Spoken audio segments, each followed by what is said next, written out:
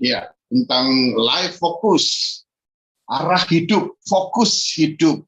Bapak Ibu yang dikasihi Tuhan dan saudara-saudara, saya yakin kita semua punya arah hidup ya. Siapapun kita, sesederhana apapun kita, dan siapapun dari atas, tua, muda, setengah tua, setengah muda, semuanya punya arah hidup. Ya, saya yakin mereka yang kuliah, mereka yang bekerja, mereka yang sekolah, mereka yang berprofesi apapun juga pasti punya arah. Sebab kalau orang tidak punya life fokus, tidak punya arah hidup, otomatis ya tidak akan hidup begitu ya, atau hidupnya ya setengah hidup setengah enggak begitu ya. Oleh sebab itu kita perlu belajar ya dari kebenaran firman Tuhan yang pada sore hari ini saya ambil dari Kisah Para Rasul 3 ayat 1 sampai yang ke-10. Bapak Ibu. Ya. Ini kita akan lihat ya, ini mengenai Petrus menyembuhkan orang lumpuh. Saya akan bacakan untuk saudara secara cepat ya. Dan saya sudah tandai merah, ada beberapa yang perlu kita cermati ayat tersebut. Ayat yang pertama, pada suatu hari menjelang waktu sembahyang, yaitu pukul 3 petang, naiklah Petrus dan Yohanes ke Bait Allah. Jadi ini peristiwanya ketika setelah Tuhan Yesus ya disalibkan. Petrus dan Yohanes kembali melayani dan mereka saat itu ada di Bait Allah. Bait Allah cuma satu ya saudara ya. Di situ ada seorang laki-laki yang lumpuh sejak lahirnya sehingga ia harus diusung. Tiap-tiap hari orang itu diletakkan dekat pintu gerbang Bait Allah. Perhatikan, tiap hari ya. Tiap hari orang lumpuh ini datang ke Bait Allah ya. Ya ini hebat, Petrus dan Yohanes saja yang nggak tiap hari, tapi ini orang lumpuh ini tiap hari datang ke Bait Allah, tapi hanya sampai pintu gerbang gitu ya, yang bernama Gerbang Indah. Ya, perhatikan, tapi yang terjadi ya perhatikan, untuk meminta sedekah kepada orang yang masuk ke dalam Bait Allah. Jadi bukan untuk masuk ke dalam Bait Allah, tapi cuma sampai di Gerbang Indah dan tujuannya untuk minta sedekah. Ya, lihat life fokusnya ya, lihat arah hidupnya. Ayat 3, ketika orang itu melihat bahwa Petrus dan Yohanes hendak masuk ke Bait Allah, ia meminta sedekah. Berapa kali kata minta sedekah ini ya diulang di dalam Kisah Para Rasul 3, 1 sampai 10 ya. Mereka menatap dia dan Petrus berkata, lihatlah kepada kami. Orang itu menatap mereka dengan harapan akan mendapat sesuatu ya. Ini usia merah lagi, mendapat sesuatu dari mereka, mendapat sedekah dari mereka. Tapi Petrus berkata, emas dan perak tidak ada padaku. Ini ekstrimnya lagi, emas dan perak tidak pernah terpikirkan daripadaku. Tapi apa yang kupunyai kuberikan kepadamu. Demi nama Yesus Kristus orang Nazaret itu, berjalanlah. Ayat 7. Ia memegang tangan kanan orang itu dan membantu dia berdiri. Seketika itu juga kuatlah kaki dan mata kaki orang itu. Ia melonjak berdiri, lalu berjalan kian kemari dan mengikuti mereka ke dalam Bait Allah. Dan berjalan dan melompat-lompat serta memuji Allah. Seluruh rakyat itu melihat dia berjalan sambil memuji Allah. Lalu mereka mengenal dia sebagai orang yang biasanya duduk minta sedekah di gerbang Bait Allah, sehingga mereka takjub dan tercengang tentang apa yang terjadi kepadanya. Berbahagialah kita yang ada di sekitar firman Allah pada sore hari ini. Saudaraku yang kekasih, Bapak Ibu yang dikasih Tuhan, ya yang ada di YouTube maupun yang di Zoom, perhatikan. Hal pertama saya coba untuk melihat, ada di ayat 2 dikabarkan di situ ada seorang laki-laki ya, laki-laki Yahudi yang lumpuh sejak lahirnya sehingga ia harus diusung dan tiap hari datang ke Bait Allah. Tapi tidak sampai ke Bait Allah, hanya sampai di depan pintu gerbang yang pertama, Gerbang Indah. Ini satu hal yang ironis, saudara. Perhatikan, ya. Tiap hari ada di bait Allah. Tiap hari dia datang ke bait Allah, tapi tidak pernah sampai kepada tujuan bait Allah tersebut. Tidak pernah sampai kepada tujuan yang disebut dengan apa yang disebut dengan ibadah, apa yang disebut dengan berjumpa dengan Tuhan, berjumpa dengan Allah, itu tidak. Berapa banyak ini sesuatu yang sering kali terjadi saat ini, saudara. Ya, perhatikan ayat 2 ini. Saya coba melakukan kontradiksi ya pada ayat yang kedua ini. Perhatikan, ada anak kalau kita lihat ya, orang Yahudi ya. Si lumpuh ini adalah anak Yahudi, laki-laki Yahudi. Seharusnya saudara, anak laki-laki Yahudi itu memang tiap hari mereka harus ada di bait Allah, betul. Kalau kita lihat, kalau anak laki-laki Yahudi umur 8 hari dia sudah harus ya disunat. Ya, ini satu tradisi Yahudi. Usia 5 tahun mereka mulai belajar melafalkan Taurat. Jadi pertama mereka bisa ngomong gitu, mereka belajar Taurat. Apa yang mereka perkatakan adalah Taurat. Itu tradisi Yahudi untuk mereka yang laki-laki. Ya. Usia 10 tahun mereka sudah harus menghafal ya. Ya, ini hebat ya. Kalau dibandingkan dengan anak-anak Indonesia, apakah bisa seperti ini ya? Ini luar biasa. Usia 10 tahun mereka mulai menghafal Taurat. Jadi mereka menghafal satu persatu Taurat dan mereka melafalkannya. Mereka berkata-kata dan mereka selalu bernyanyi, mereka selalu berkata-kata dalam bahasa Ibrani untuk menghafalkan Taurat. Sampai usia 13 tahun. Dan pada 13 tahun plus 1 hari, ya, ini mereka diuji, saudara. Diuji, ya, plus 1 hari, 13 tahun plus 1, dianggap mereka harus sudah lulus, dan mereka harus lulus, dan mereka harus sudah hafal semuanya. Ya, istilahnya katam, gitu ya. Dan kalau mereka berhasil untuk melafalkannya, dan mereka menghafalkannya dengan sempurna, anak tersebut diberi gelar bar miswah, anak Taurat. Ya, saya coba kontraskan ya. Ini anak laki-laki Yahudi. Si lumpuh juga kondisi yang sama, saudara. Si lumpuh ini dia juga Yahudi, tapi dia lumpuh sejak lahir. Dia tidak belajar apa itu Taurat. Dia ada di bait Allah, tapi dia tidak tahu apa itu Taurat. Karena yang tahu dia hanya meminta sedekah. Ya, ini satu hal yang luar biasa ya. Tiap hari sama. Tapi tujuannya meminta sedekah. Berapa banyak sekarang anak-anak Tuhan fokus hidupnya bukan lagi sesuatu yang benar. Seharusnya kalau kita tahu ya, sejak kecil kita harus mulai belajar apa yang disebut dengan firman. Sejak kecil kita harus belajar apa itu mencintai firman Tuhan. Sejak kecil seharusnya kita sudah mulai belajar untuk mulai memperkatakan firman Tuhan.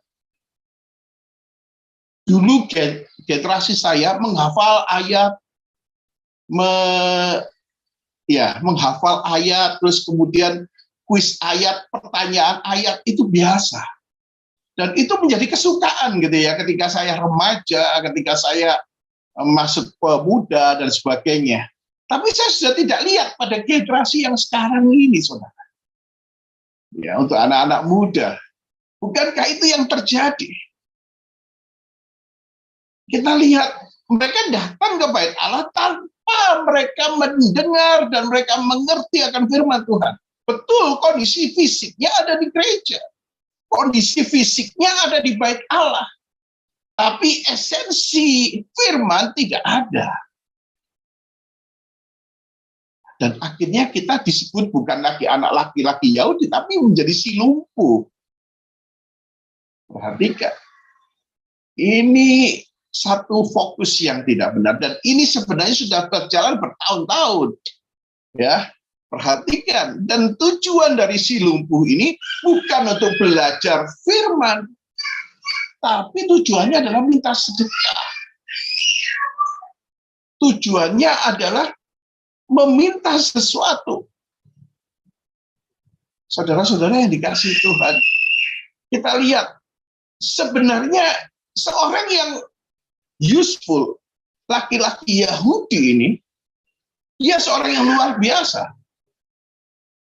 Tetapi ketika arah hidupnya salah, ketika tujuan hidupnya tidak benar, ketika apa yang sudah Tuhan siapkan untuk dia tidak dilakukan, yang terjadi, dia kehilangan fokus. Bahkan yang lebih ironis lagi, dia kehilangan masa depan. Dia seharusnya useful, tapi dia harus menjadi nol, menjadi zero. Ya, ini saya coba untuk mengulas materi ini. Hal yang kedua, ya, perhatikan ayat 2b.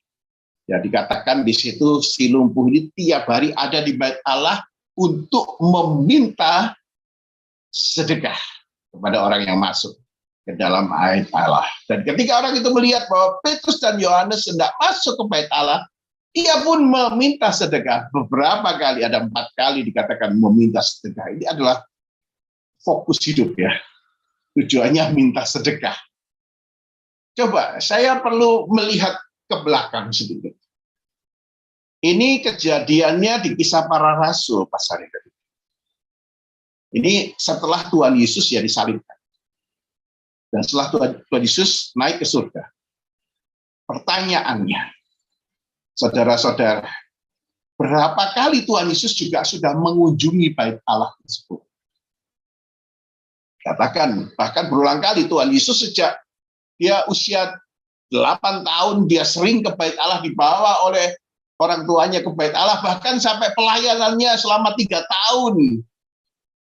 Beberapa kali ya disebutkan dia ada di bait Allah. Pertanyaannya, apakah Tuhan Yesus dan si lumpuh pernah berjumpa? Saya yakin iya. Karena si lumpuh di tiap-tiap hari ada di bait Allah, kan? Tiap hari dia ada di bait Allah. Tapi pertanyaannya, saudara, kenapa nggak ada mujizat saat itu? Seharusnya dia tahu Yesus anak Daud. Seharusnya dia tahu bahwa Yesus adalah berkuasa. Banyak mujizat yang sudah terjadi. Tapi kenapa mujizat itu tidak terjadi ketika dia berjumpa antara Yesus dengan si lumpuh? Pertanyaannya fokus. Sekali lagi jawabannya fokusnya sedang salah. Yang diminta oleh si lumpuh tujuannya adalah minta sedekah. Dan apa yang terjadi? Bukan saya mau katakan nggak ada mujizat di dalam Yesus Kristus. Tapi kenapa mujizat itu tidak terjadi? Ya karena fokus yang salah terjadi saat. Bayangkan ya, berapa tahun dia ada di bait Allah. Berapa tahun dia datang di bait Allah dan dia selalu berjumpa dengan orang-orang yang luar biasa di bait Allah. Berapa tahun dia berjumpa dengan orang-orang yang sebenarnya mampu untuk membawa dia keluar dari masalah tersebut. Tapi kenapa dia masih ada di dalam masalah yang disebut dengan kelumpuhan ini? Pertanyaan untuk kita. Stagnasi itu terjadi ketika fokus hidup kita, arah hidup kita salah. Stagnasi terjadi dalam kehidupan kita ketika kita sedang tidak memandang arah yang benar. Saudara dan Bapak Ibu, kita harus hati-hati. Ya, ini saya melihat seperti ini, ini yang sering terjadi juga pada saat ini. Kalau mau diaplikasikan, berapa banyak orang yang mengalami stagnasi hidup? Berapa banyak orang yang mengalami kemacetan, kelumpuhan dalam kehidupan? Hanya karena arah hidup yang salah terjadi dalam hidup. Bapak Ibu dikasih Tuhan, ya saya tidak akan lama. Nah ini lihat, saya coba garis bawahi ayat yang keempat ini ya. Mereka menatap dia dan Petrus berkata, lihatlah kepada kami. Pertanyaannya Bapak Ibu, apa yang dilihat oleh si lumpuh ini? Sampai Yohanes dan Petrus berkata, lihat loh kepada kami. Ini aneh, saya coba untuk melihat ke sana ya, dan saya coba mengira-ngira begitu ya. Mereka cuma lihat tangannya Petrus begitu. Dia cuma melihat tangannya Yohanes dan kepingin tahu berapa uang yang diberikan kepada dia. Dia berharap uang itu sampai, waduh, saya pikir ini ironis. Mereka berjumpa dengan Rasul Petrus, berjumpa dengan Rasul Yohanes. Ini adalah 11 rasul yang menjadi murid Tuhan Yesus. Itu pun masih dilihat tangannya.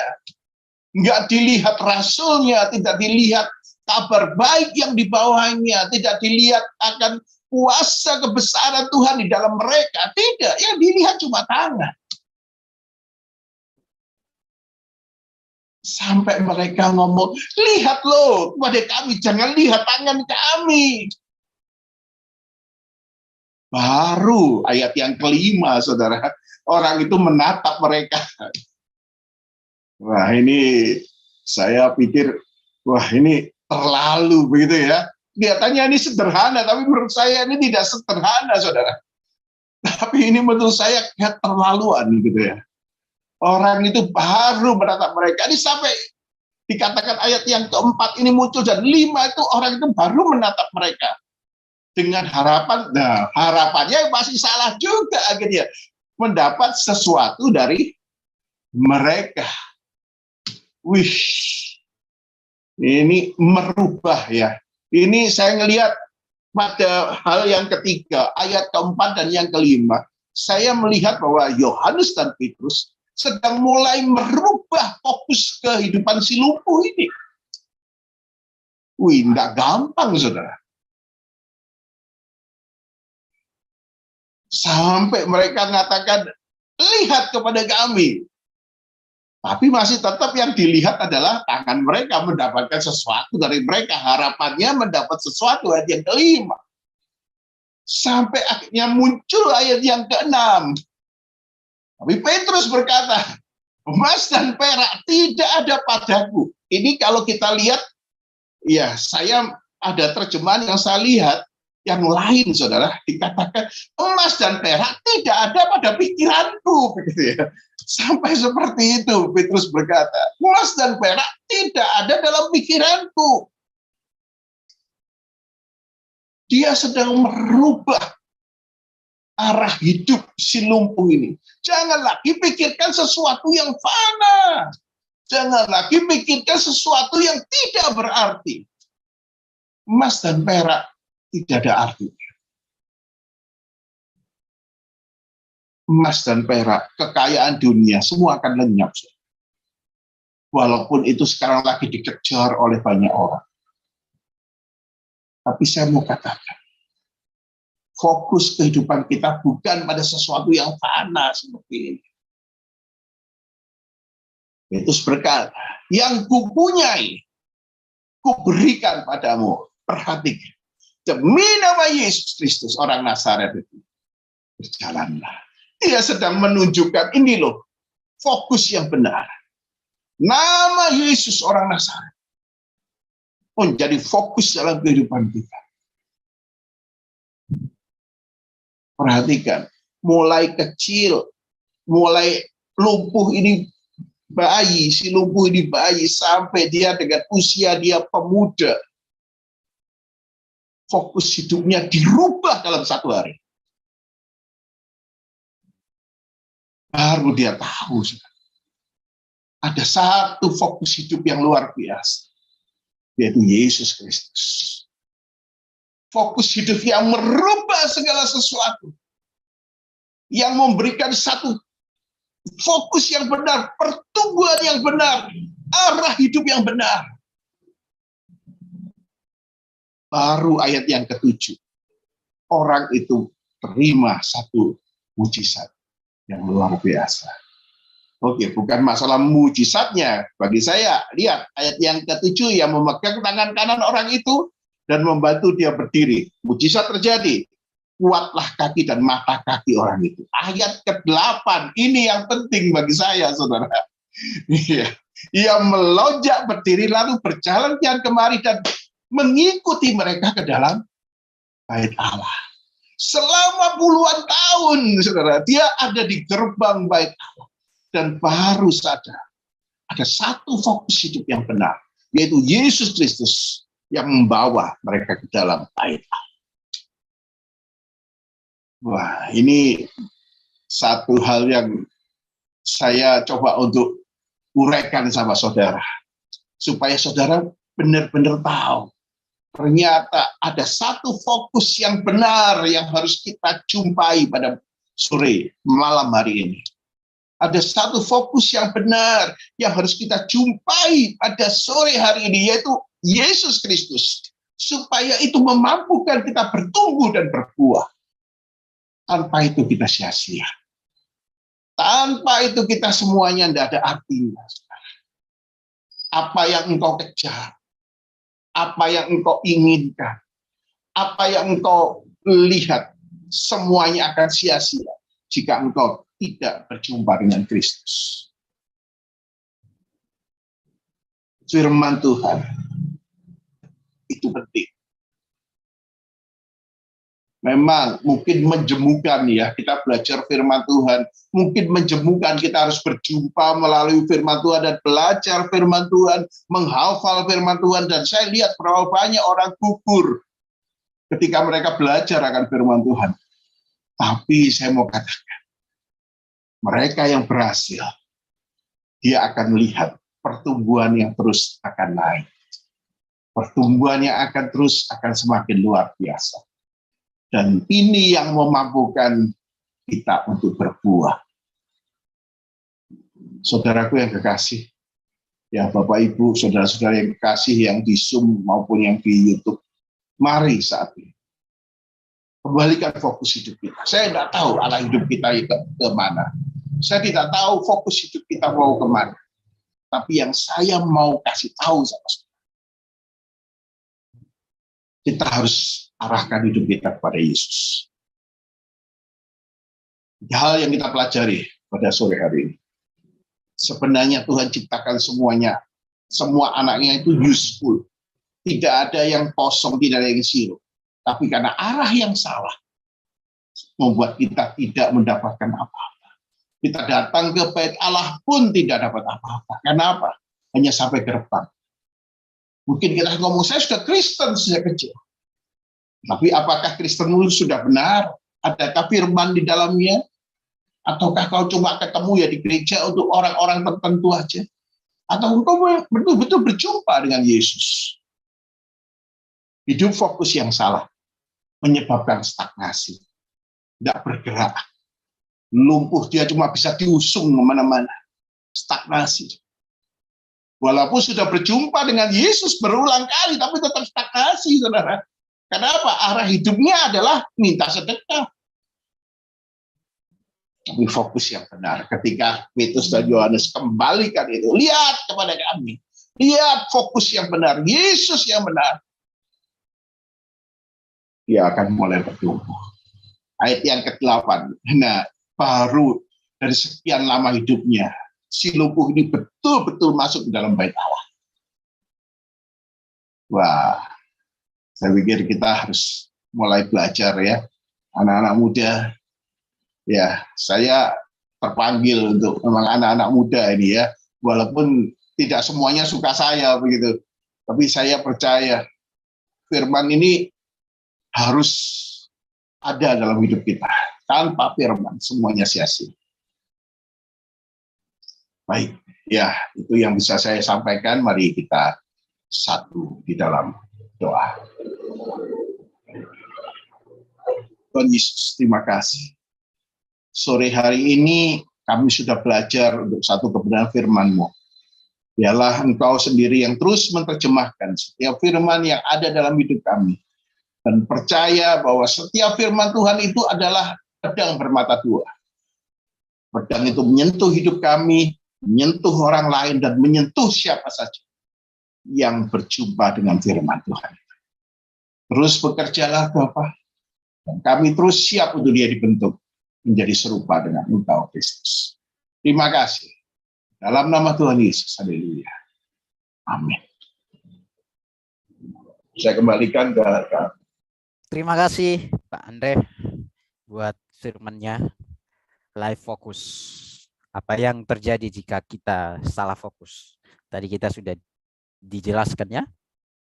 Ada 3 hal itu tadi ya. Silakan Bapak Ibu, teman-teman yang mau memberi tanggapan, pertanyaan, kesaksian, apa selama ini saya salah fokus ya. Saya salah fokus saya selama ini ngejar cewek cantik atau mengejar cowok ganteng. Silakan Kak Kristika, Mas Dimas, Bu Gembala, Kak Jenny. Silakan. Kalau Kak Jenny kira-kira fokus hidupnya apa ini?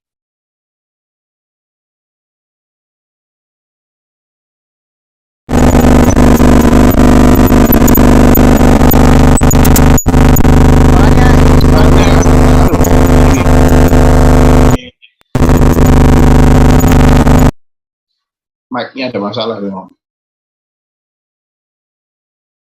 Ya, Kak Jenny, masalah ini mic-nya bermasalah. Kita dengar kayak ini. Bisa di chat ya. Fokus hidupnya apa? Selama ini fokus hidupnya apa? Kak Kristika. Oh, Kak Jenny fokus hidupnya baca Alkitab, buat khotbah ya, buat PowerPoint untuk khotbah. Wah, mantap itu. Nanti kita buat setiap pagi ya, supaya Kak Jenny bisa sharing. Kita live-kan di YouTube. Ya. Buat PowerPoint-nya banyak, tapi ya enggak pernah dikhotbahkan gitu. Ya, nanti kita buat ini ya setiap pagi ya Kak Jenny ya. Kita live YouTube, Kak Jenny yang isi terus. Ya. Oke, Kak Kristika. Gimana ini Kak Kristika? Apa fokus hidupnya selama ini? Cari-cari di Facebook cowok ganteng atau cari-cari di mana lah? Silakan, gimana? Fokus hidup ya. Fokus hidup selama ini, kalau fokus hidup ya harus mungkin oleh karena masih kuliah, jadi fokus hidupnya itu harus segera lulus gitu. Dan saya mau bertanya, apakah ini salah nggak kalau kita itu kita itu melayani, kita itu di gereja melayani, terus di dalam keluarga tuh ada kayak keluarga itu ada masalah atau keluarga sakit, terus kita itu minta untuk rehat pelayanan, rehat sementara itu. Jadi tapi adakah itu salah? Dan karena kalau ada teman saya yang begitu, terus ada juga daripada teman-teman pelayanan, kamu tuh harusnya fokus melayani, keluarga itu bisa kita harus utamakan Tuhan terlebih dahulu. Itu gimana? Apakah kita harus fokus kepada Tuhan? Jadi keluarga sakit atau keluarga itu ada masalahnya, kita harus maksudnya kita utamakan pelayanan baru keluarga, itu gimana? Oke Pak. Jadi ini menarik pertanyaannya Pak. Nanti Pak Andre yang jawab. Ini juga penting buat teman-teman yang baru-baru pelayanan. Saya rasa teman-teman yang baru, maksudnya baru terjun dalam pelayanan itu, sepertinya pelayanan itu segala-galanya. Jadi pertanyaannya seperti yang disampaikan Kak Kristika ini, Pak. Saya sudah di jadwal pelayanan ini. Nah, pas di saat yang sama orang tua saya sakit. Dalam dua peristiwa ini saya diberi milih pelayanan atau orang tua. Kira-kira bagaimana ini, Pak? Ini penting buat anak-anak muda yang baru terjun dalam pelayanan, harus paham ini. Silakan, Pak. Oke, ya, baik. Ini ada di etika terapan juga sih. Gini, saya coba untuk kasih ilustrasi ya. Ya, ini pertanyaan dijawab ilustrasi kayak Tuhan Yesus saja ya. Seandainya begini, ini sering saya sampaikan juga sih. Ilustrasi ini saya dapat dari sebuah pemuritan.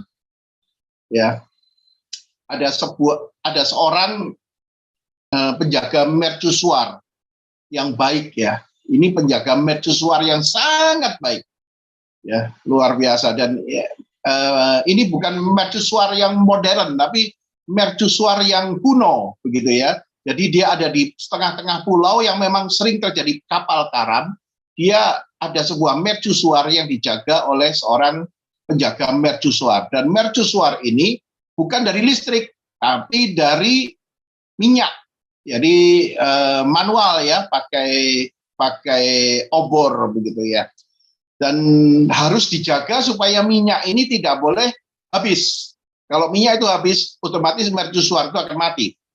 Ya, jadi karena itu ada di pulau terpencil, sehingga akhirnya tidak bisa ada produksi minyak. Jadi minyak itu harus dibeli di pulau lain yang cukup jauh.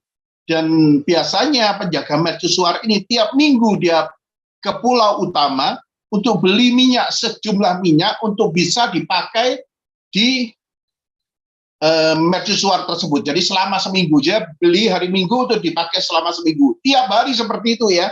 Jadi tiap hari Minggu dia pergi ke pulau utama beli minyak untuk dipakai Senin sampai hari Minggu begitu. Nah, ketika itu dia selesai membeli sejumlah minyak besar, dan suatu saat dia begitu sampai, terus ada salah satu penduduk ya di pulau itu ngomong sama penjaga mercusuar ini, "Pak, saya boleh minta tolong nggak? Saya kehabisan minyak, anak saya harus belajar. Anak saya malam ini harus belajar, kalau tidak belajar dia tidak naik kelas, Pak, karena besok ujian. Mohon Pak, pinjamkan kami sejumlah minyak, dan besok pagi saya akan kembalikan minyak tersebut." Ya, jadi namanya penjaga mercusuar yang baik, dia berikan minyak tersebut ya kepada orang itu. Akhirnya berkuranglah minyak itu kan, tidak cukuplah untuk seminggu. Tapi ada lagi datang seorang penduduk lagi yang punya peternakan, dan dia bilang peternakannya ayam itu butuh kehangatan, butuh minyak untuk menghangatkan, dan dia lupa malam itu kehabisan. Dan beliau ngomong, "Kalau bisa saya pinjam Pak, sebentar aja, besok saya akan beli untuk kembalikan minyak tersebut." Penjaga mercusuar yang baik ini dengan baik hati dia juga memberikan. Bagi dua orang itu, wah ini pelayan yang baik ini. Melayani Tuhan dengan luar biasa dia. Baik kepada semua orang, kasih nih. Begitu ya. Ternyata hari itu, malam itu terjadi badai besar. Dan selama seminggu, dan badai panjang, itu memang sering terjadi badai ya di tempat itu. Dan memang badai cukup lama, dan ini sifatnya setahun sekali. Dan apa yang terjadi? Tidak ada seorang pun yang bisa meninggalkan pulau itu karena badai besar. Dan akhirnya mercusuar ini harus mati. Dan ketika mati karena minyaknya habis, ada beberapa kapal yang tidak melihat mercusuar ini dan akhirnya mereka karam karena memang banyak karang ya di situ, dan mengorbankan beberapa kapal dan beberapa perahu kecil juga yang terpaksa harus karam dan rusak karena, dan bahkan ada yang sampai karam ya cukup parah gitu. Pertanyaannya, bagi dua orang ini, penjaga mercusuar ini adalah pelayan yang baik, ya. Tetapi bagi Tuhan, ya, bagi yang memberikan tugas, dia bukan yang baik.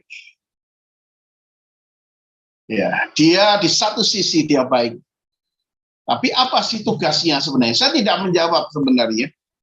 Tapi apa sih tugas kita? Kita harus tahu. Kita harus tahu, seringkali yang kita terjebak pada sesuatu ya yang kita anggap itu penting, sebenarnya itu bukan tugas kita. Tapi apa yang menjadi tugas kita? Justru tidak tersampaikan, tidak terlakukan. Iya, gitu Kak Kristi. Pertanyaannya, jika itu orang tua, saya pikir ya, kita punya tugas menjaga anak, sebagai anak menjaga orang tua, oke. Ya, kita boleh cari solusi yang lain supaya dua-duanya bisa terselesaikan ya. Kalau sampai tidak mengorbankan pelayanan, tapi bagi saya pelayanan itu juga oke. Ya, tapi kita tahu, kita yang harus punya jawaban sendiri sebenarnya. Apa sih tugas kita sebenarnya? Ya, ini ya mohon maaf jika masih ya membingungkan, tapi bagi saya tugas utama kita adalah untuk ada dalam ya rencana Tuhan, dalam bimbingan Tuhan, ya itu yang terutama. Kalau masalah prioritas, ya kita boleh atur ya, boleh atur. Kita bisa prioritaskan orang tua, kita bisa prioritaskan pelayanan, selama keduanya tidak saling menghancurkan, begitu ya. Tapi kalau saya pikir kalau itu harus mengandungkan orang tua, terus kita dikatakan wah kita tidak utamakan Tuhan, saya pikir tidak juga ya, tidak juga ya, karena melayani orang tua itu juga Tuhan yang suruh, begitu ya. Saya pikir begitu. Ya, begitu Kak Arman. Mungkin ada tambahan dari Kak Arman. Oke, terima kasih Pak. Bagaimana ini Mas Dimas? Mungkin saya tidak tahu. Waktu Mas Dimas nikah waktu itu, tiba-tiba pas waktu nikah itu ternyata ada pelayanan juga. Mas Dimas kira-kira pilih yang mana? Pelayanan atau mau nikah ini? Seperti itu contohnya Mas Dimas. Gimana ini? Sorry, mungkin pertanyaannya bisa diulang. Tadi soalnya koneksi internet saya ini putus-putus, kurang jelas. Tadi dari Kak Kristika tadi. Ya Kak Kristika. Masih sama ya. Silakan Kak Kristi diulang pertanyaannya sama Mas Dimas. Pertanyaan yang tadi ya. Iya. Sempat dengar sebagian doang. Kenapa? Sorry, kenapa? Oh, enggak. Silakan. Lanjut. Ini. Jadi di sini saya punya teman, dia itu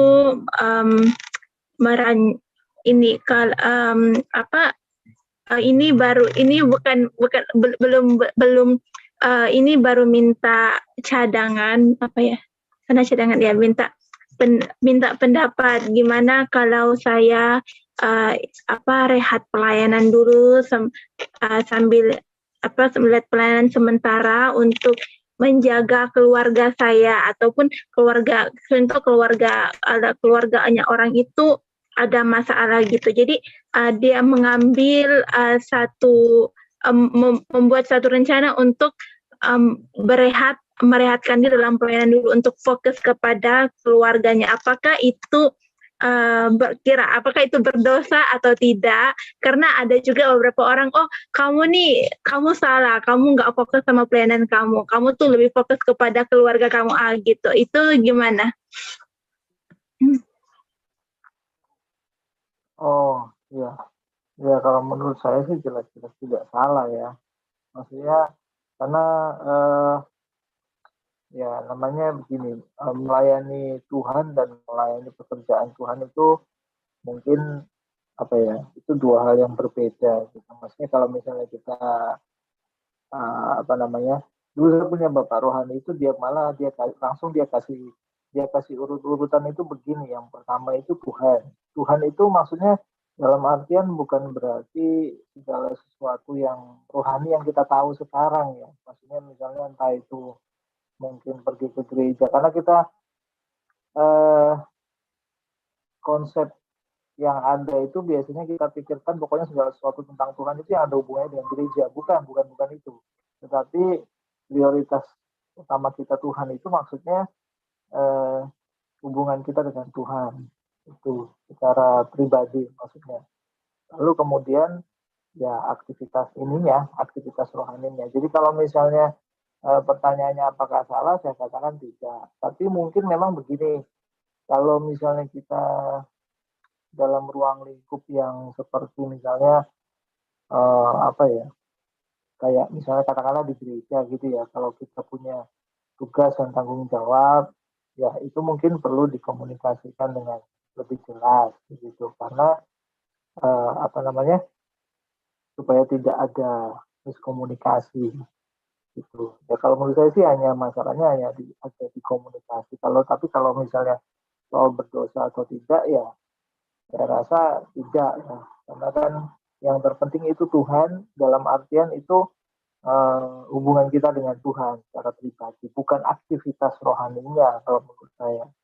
Karena aktivitas rohaninya ya itu tadi, seperti yang Pak Andri tadi bilang, orang yang aktivitas rohaninya berada di bait Allah tapi dia tidak mengalami Tuhan gitu. Jadi sudah sangat terbukti bahwa istilahnya orang yang aktivitas rohaninya rajin itu belum tentu rohaninya baik. Bahkan orang yang mungkin kelihatannya istilahnya biasa-biasa aja secara aktivitas, tapi dia punya hubungan yang dekat dengan Tuhan gitu. Dan kalau masalah apa namanya, pelayanan, ya mungkin bisa dibicarakan atau dikomunikasikan sama apa namanya dengan teman-teman rekan-rekan pelayanan yang lain. Itu sih kalau menurut saya. Lalu tadi pertanyaan ke Arman tadi apa soal menikah? Itu hanya contoh lain, Mas Dimas. Itu hanya contoh lain. Contoh lain. Arman mau menikah begitu loh maksudnya. Sama, ya? Maksud saya itu misal ya.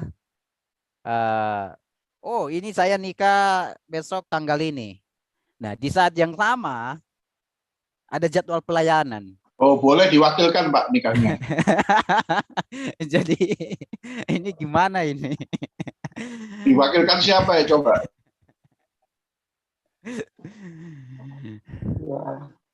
Ya itu tinggal di ini aja. Ya pasti kalau misalnya saya lebih menikah lah ya. Karena sudah direncanakan jauh-jauh hari. Kalau pelayanan ya itu nomor 2, nomor kesekian. Lagian juga nggak terkenal lah, nggak ada yang kenal saya.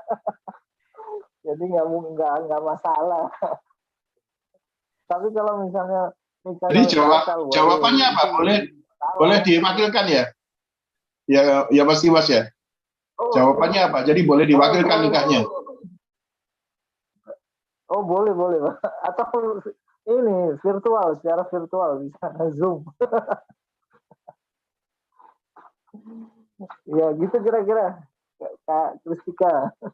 Oke Mas Dimas terima kasih. Ini kira-kira gimana ini Bu Gembala? Persoalan ini.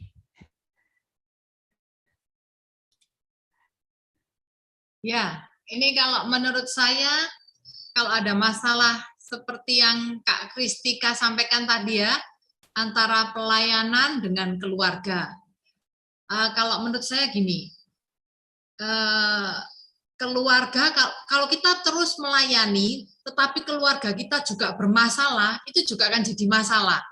Ya, kita malah nggak akan jadi kesaksian ya. Kita aktif pelayanan dengan luar biasa, tetapi keluarga kita juga akhirnya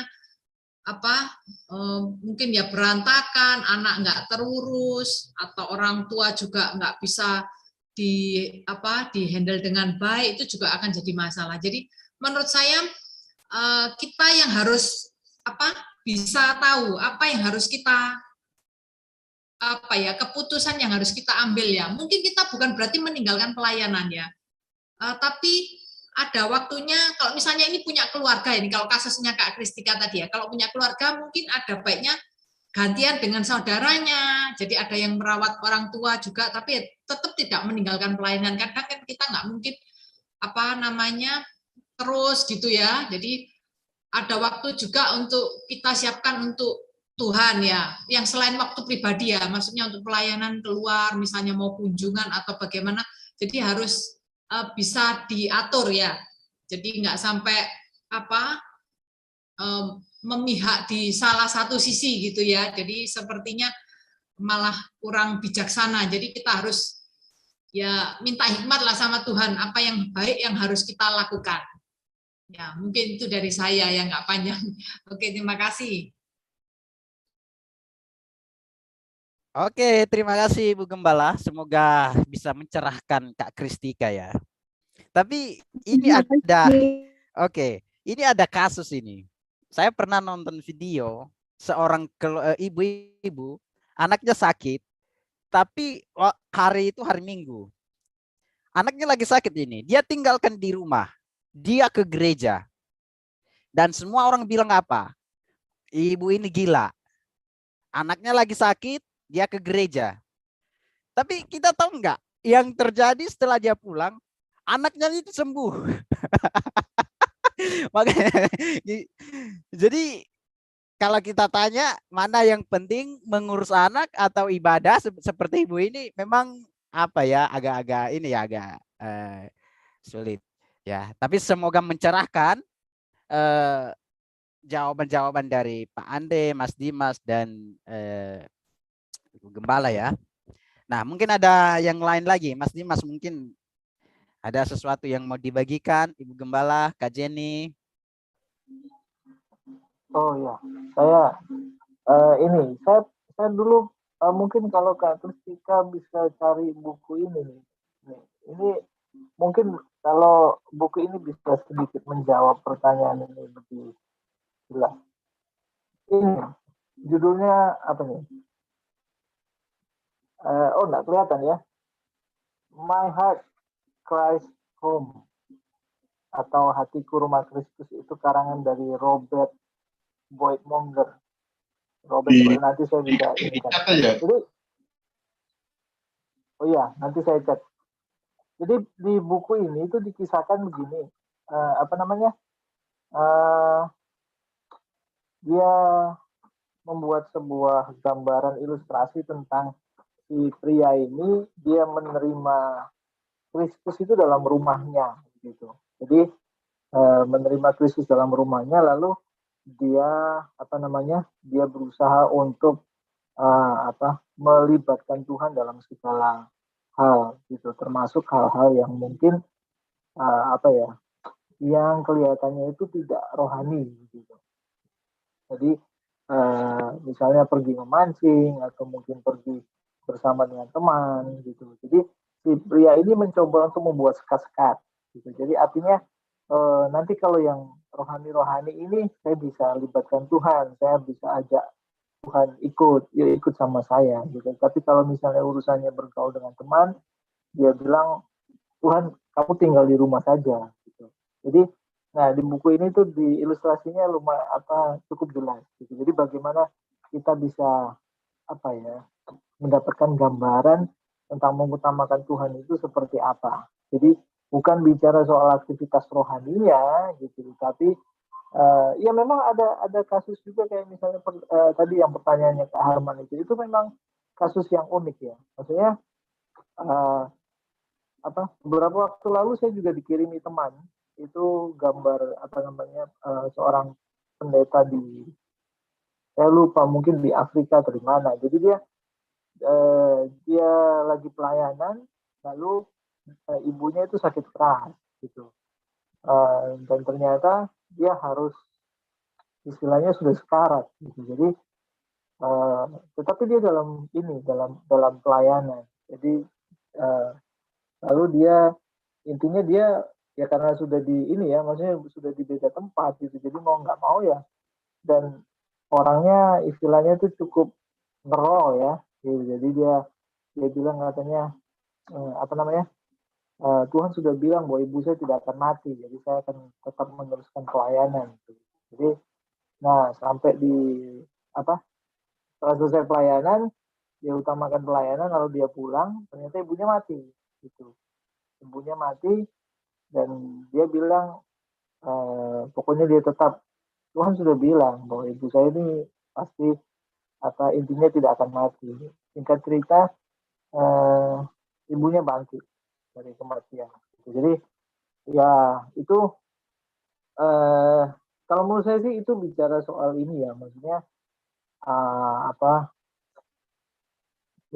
ya kembali lagi ke suara Tuhan. Gitu. Jadi maksudnya kalau misalnya ibaratnya kalau kita tidak mendapatkan rema dari Tuhan, tapi kalau misalnya kita baru belajar melangkah pelayanan dan sebagainya, saya pikir mengutamakan Tuhan itu yang penting. Tapi kita mesti memiliki konsep yang benar tentang mengutamakan Tuhan itu yang seperti apa sih yang kita maksudkan. Bukan berarti menyibukkan diri dengan segala aktivitas rohani, bukan itu mengutamakan Tuhan.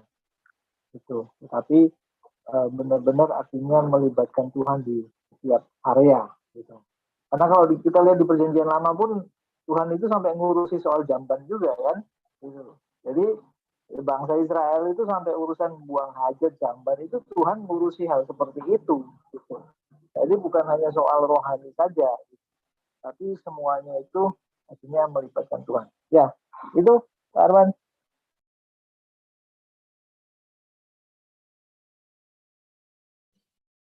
Ya itu, ya Kak Jessica. Jadi harus ya dibedakan mencari Tuhan dengan aktivitas rohani. Jadi aktivitas rohani itu sifatnya ya aktivitas rohani. Kalau mencari Tuhan artinya apa? Mencari Yesus dan itu ya mengenal Dia dan kuasa kebangkitannya. Itu firman Tuhan katakan, mengenal Dia secara pribadi itu penting.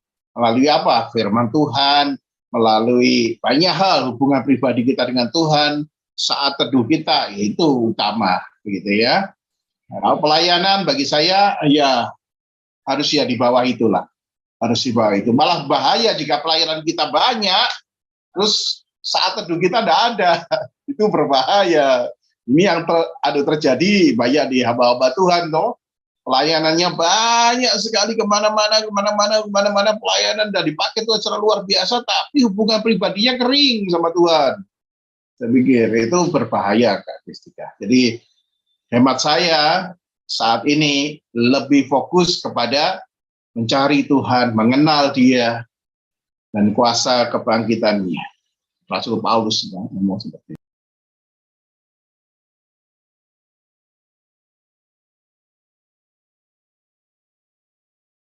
Oke. Ada lagi yang ini?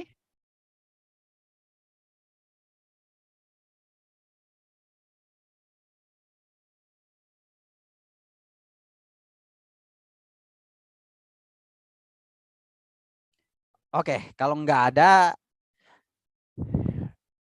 kita akan ini, atau ada dari Pak Andre? Saya pikir cukup tadi closing statement saya juga sih. Oke. Nah, mungkin satu lagi Pak. Ini buat teman-teman anak-anak muda. Waktu dia belum pacaran, dia sangat memberi hidup untuk keluarga. Fokus hidupnya untuk keluarga. Waktu belum pacaran ini biasanya laki-laki ini.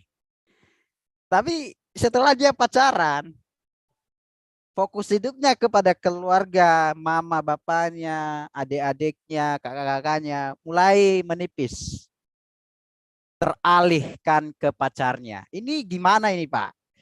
Sebagai pesan buat teman-teman anak muda yang lagi pacaran saat ini dan mengalami hal ini juga. Nah, tanggung jawabnya kemana sekarang ya? Ini bicara tanggung jawab, saya pikir bukan masalah firman Tuhan ya. Ini masalah tanggung jawab ya, ya di mana ketika kita punya keluarga, anak-anak, istri, berarti saat itu kita harus berikan tanggung jawab kepada mereka ya. Saya pikir itu bukan masalah kebenaran firman Tuhan aja ya. Saya pikir itu kita harus tahu ketika kita sebagai kepala rumah tangga, makanya ketika janji nikah itu kan jelas ya, sebagai kepala rumah tangga, sebagai imam, ya bertanggung jawab penuh, ya saya pikir itu wajar. Tapi kembali lagi, orang tua dalam hal ini saya selalu mengajarkan ya, kalau pastoral pernikahan ya selalu saya ajarkan kepada suami istri yang baru menikah, ya mungkin ya Kak Harman juga perlu ini ya. Jadi kalau sudah menikah, itu kalau lagi susah, jangan ke orang tua, bener ya. Kalau lagi susah ya Mas Dimas masih ingat itu pesannya. Jadi kalau lagi susah, jangan ke orang tua karena orang tua itu sudah susah besarkan kita, begitu ya. Tapi kalau senang ada berkat, ajaklah orang tua, begitu ya. Kalau susah, selesaikan berdua, suami istri bersama dengan Tuhan. Kalian kan satu tubuh. Iya kan, itu yang penting. Jangan kalau susah orang tua dilibatkan, kalau senang orang tua ya ditinggalkan. Enggak juga sih, justru ketika kita sudah menikah artinya kita harus punya satu fokus, yaitu keluarga kita. Ya, kita harus menyelesaikan banyak masalah di dalam keluarga kita dan kita bertanggung jawab. Ya, tapi kalau senang-senang, ya nanti harus ajak orang keluarga juga supaya sama-sama. Jadi saya pikir tadi pertanyaannya Mas Dimas bukan cuma masalah tanggung jawab ya, tapi kalau senang-senang ya harus diajak, begitu loh ya. Orang tua, keluarga yang lain harus diajak. Tapi jangan susahnya yang dikasih ke orang tua, gitu aja ya Mas Dimas. Begitu Mas Dimas. Kok Mas Dimas, Kak Arman. Oke Pak, terima kasih. Tapi sebenarnya maksud saya itu laki-laki yang masih pacaran, bukan yang masih nikah. Karena banyak teman-teman yang masih muda itu yang masih pacaran. Sudah ke pacarnya? Ya, sudah fokus ke pacarnya. Oh ya, itu salah. Masih belum, masih belum. Ya, selama masih pacaran kalian masih belum disatukan ya. Tetap tanggung jawabnya harus ke keluarga. Oke, gitu aja. Oke Pak, makasih. Oke teman-teman.